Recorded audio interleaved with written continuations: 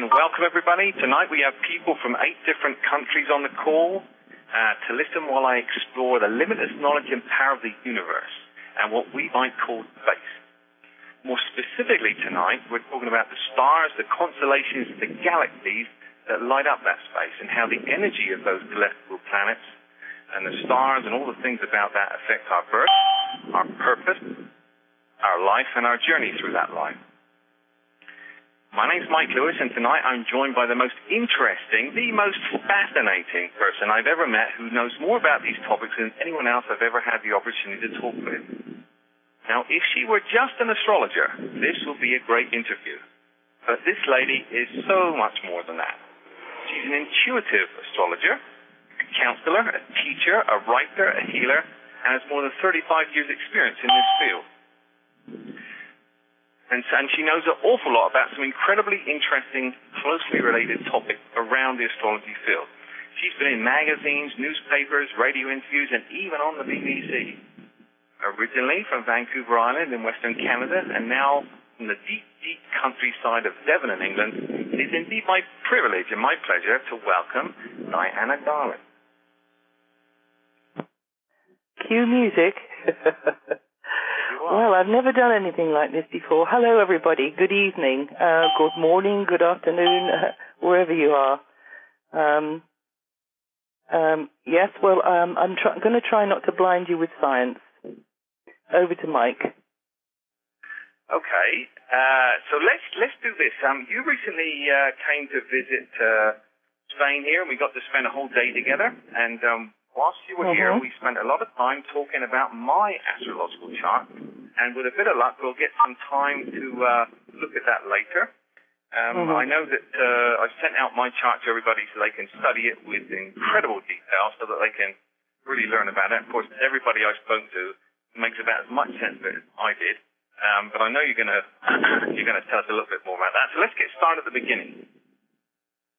What can you share with us about the origins of astrology?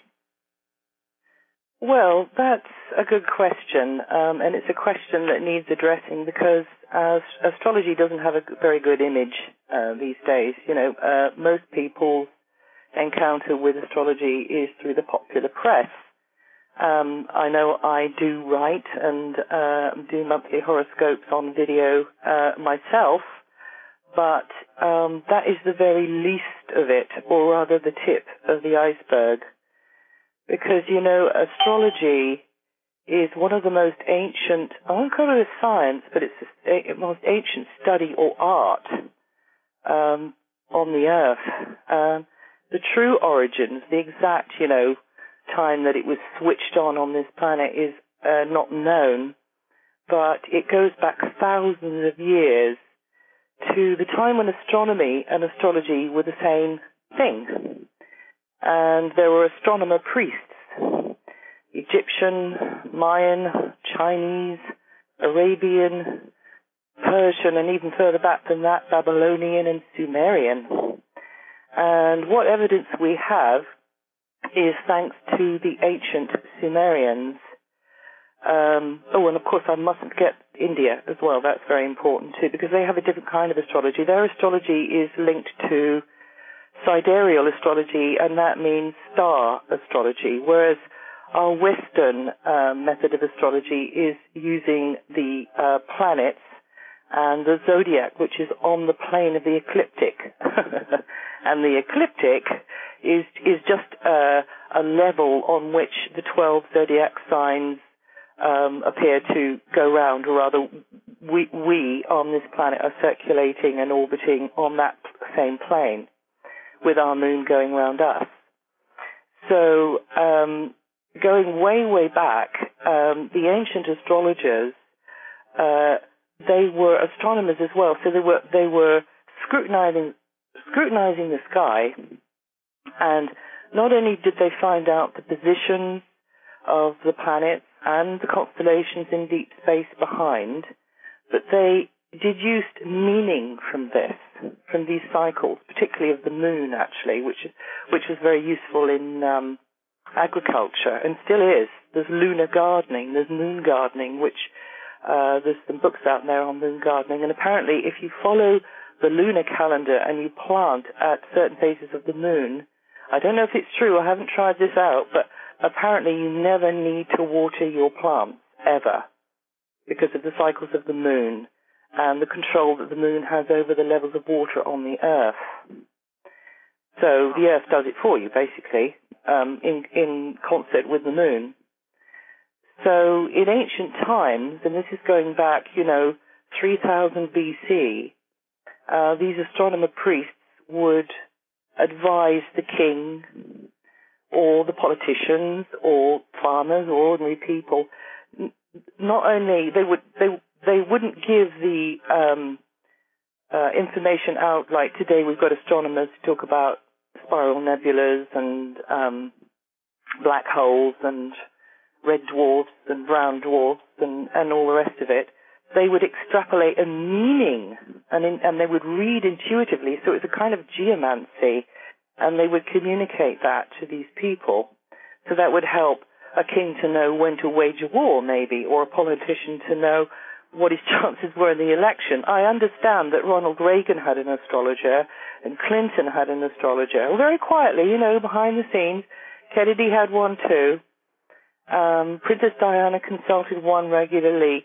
Usually down through the ages, if you dig, you find that there's an astrologer somewhere tucked away in the background in the court of these sort of very important people.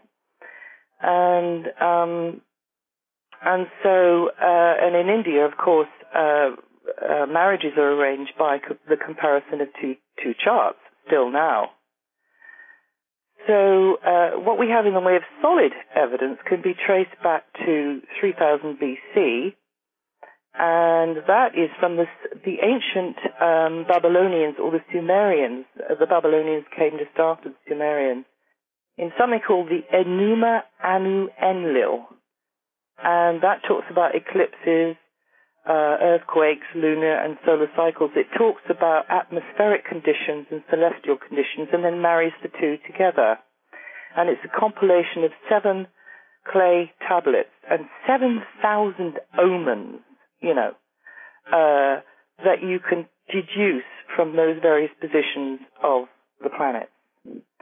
And the Sumerians and ancient Babylonians claim that their knowledge, and this will be interesting to you, Mike, came from the Anunnaki, who came from the planet of the crossing, which is the planet Nibiru.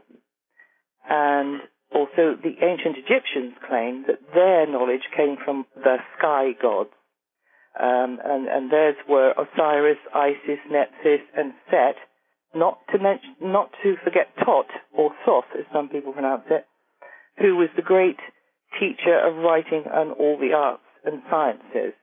There was a mysterious explosion in knowledge in ancient Persia at the time of the Sumerian civilization, which nobody can explain. We went from sort of the Bronze Age, or rather pre-Bronze Age, into this very high culture with large cities, tall buildings. The first tower blocks, I believe, went up